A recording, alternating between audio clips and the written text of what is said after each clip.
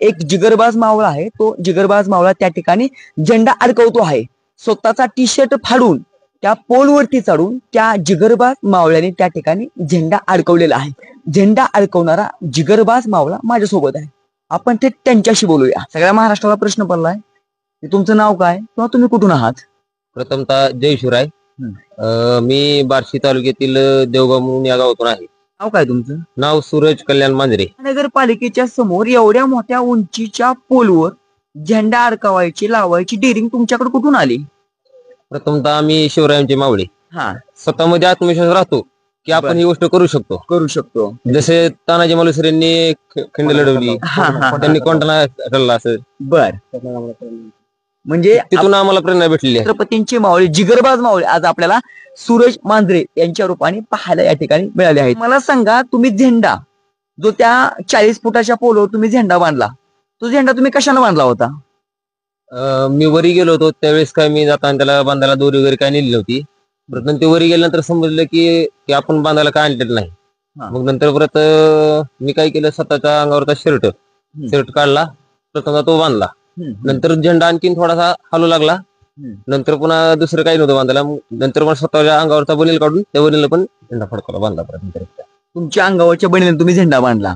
मग तुम्ही वर चढताना खालून लोक तुम्हाला काय म्हणत होते का. मी निम्यामध्ये गेलो त्यावेळेस खाली असे बोलत होते.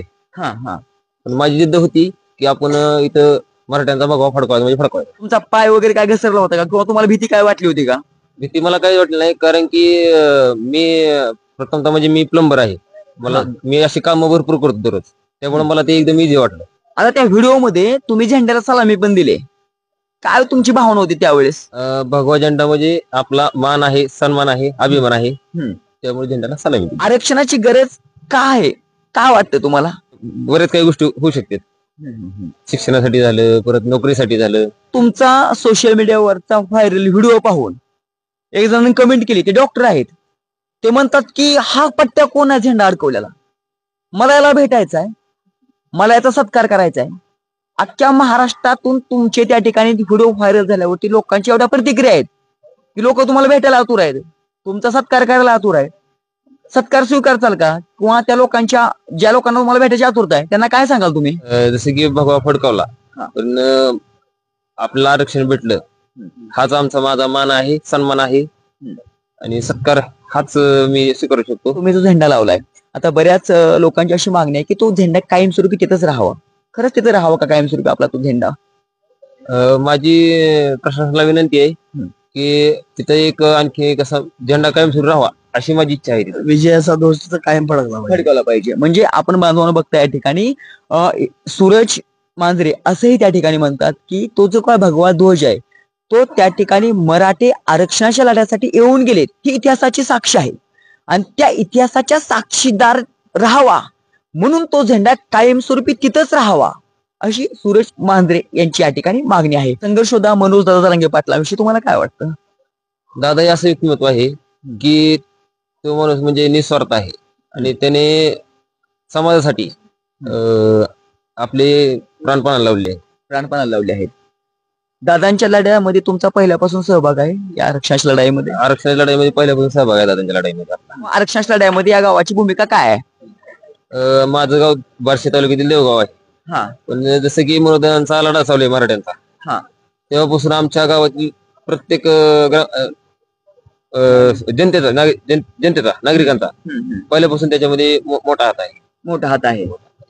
जरी मध्ये आता मुंबईला अन्न पुरवठा कमी पडला होता, तर आमच्या गावामधून पण भरपूर असं अन्नदान वाटप झाले होते, आलेले होते. मुंबईच्या महानगरपालिकेच्या समोर झेंडा फडकावा हे तुमच्या मनात का आलं, कसं काय आलं. मुंबईतील प्रशासनाला समजले पाहिजे की मराठी आरक्षणासाठी काहीही करू शकतात. 6 दिवस होतं तिथं, राहणं खाणं तिथलं आम्हाला 3ऱ्या दिवशीपासून आम्हाला खाणं भेटलंय, कारण 2 दिवस तर सगळं पाणी वगैरे खायचं सगळं बंद केलं प्रशासनाने, आणि बाथरूमची सोय होत नव्हती. भरपूर अडचणी आम्ही तिथं सहन केल्या त्या. आणि ज्यावेळेस सूरजच्या मनात आलं की आईला इथं भगवा फडकवायचा आहे, की ह्या प्रशासनाला दावायचं की आपण काय करू शकतोय, की मराठा काय करू शकतोय, त्यावेळेस सूरज एकदम जिद्दीनं वरी चालला, आणि दोरी वगैरे नेली नव्हती त्याने. अंगातील टी शर्ट काढला आणि तो भगवा तिथं बांधला गेला. झेंडा बांधायच्या अगोदर नेमकं काय झालं हे आपण त्यांच्याकडून जाणून घेऊया. दादा काय झालं नेमकं अगोदर?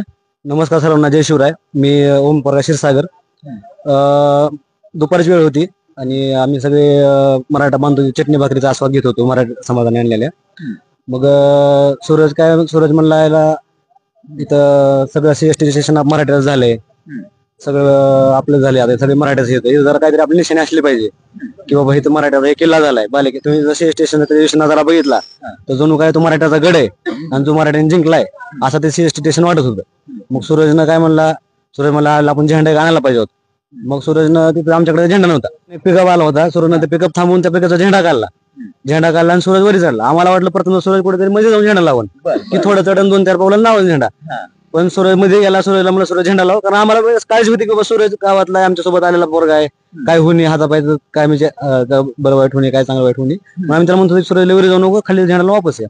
पण सूरज असे दिन पेडला माणूस आहे, प्लंबर आहे आणि त्याच्या कल्ले तो निपुण आहे.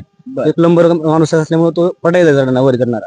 आणि आताच नाही तर आपण मराठी पहिल्यापासून सगळ्या गोष्टी पटायत आहेत. बरोबर आहे. तानाजी मालुसरे असतील, बाजीराव देशपांडे असतील, आपल्या कलाकार बहुरूपी आपल्याकडे होते, पहिल्यापासून मराठी सगळ्या गोष्टी पटायत आहेत. मग सूरज वरी गेला अर्जात. आता सूरजला काय मध्ये बांधायला काय नव्हतं.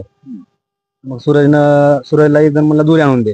मग सूरज एकदम दुरी आणायला सूरज उडी जायला लागला. अजून सूरजला सगळे लोक ओरडत होते की सगळ्या सूरजची काळजी किंवा सूरज काय होणे आपला मराठा बांधव आला इथनं मुंबईतनं त्याच्या काय बरं वाईट होईल लोकांना. कारण की आपल्याला आरक्षणाला काहीतरी गालबोट लागायचं काम त्यातून होईल आणि प्रशासनाला आपल्याला दबाव आणायचं काम त्यातनं काहीतरी होईल असं सगळ्याला वाटत होतं. पण सूरज मराठ्याचा पोरगा आहे, मराठा मला वाटत होतं सूरजला पहिल्यापासून ओळखत असल्यामुळे मला माहिती होतं सूरज काही वाटत थांबणार नाही. सूरज वरी चढला. सूरजनं मग बांधायला सूरजनं शर्ट काढला, शर्ट बांधला, तरी पण तो झेंडा थोडा डगमगत होता.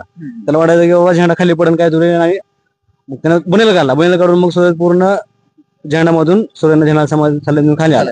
आणि मग खाली आल्यानंतर सूरज सगळ्यांनी कौतुक केलं. म्हणून दादा रंगे पाटलांनी जे समाजासाठी केलंय ते समस्त देवगाव ग्रामपंचायत असेल देवगावकडून आमच्या सगळ्यांचं गाव त्यांचं आभारी आहे.